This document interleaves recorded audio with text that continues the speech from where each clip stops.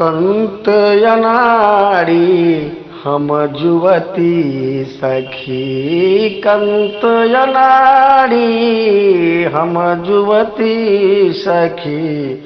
बारे बलमती नने चुकी नतमती, बारे बलमती नने चुकी मनमती। कंत अनाड़ी हम जुवती सखी।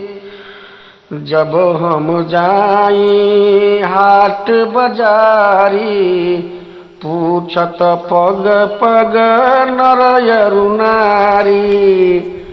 आन जनेयरु परिजन लगुआ, जानल चाहे किनकर बबुआ। लो चटकारत पिय के लखी लखी, कंत अनाड़ी हम जुवती सखी। बारी बलमुवती ननी मुखी मनमती। ना मोर देवर ना मोर भाई, नाही भतीजा नाही नताई। कद के छोटू नाम ननकुआ, चाभस अंगुरी जस जन्म तुआ।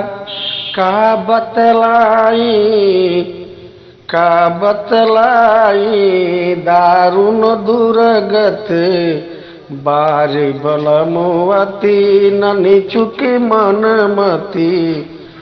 कंत अनाड़ी हम जुवती सखी।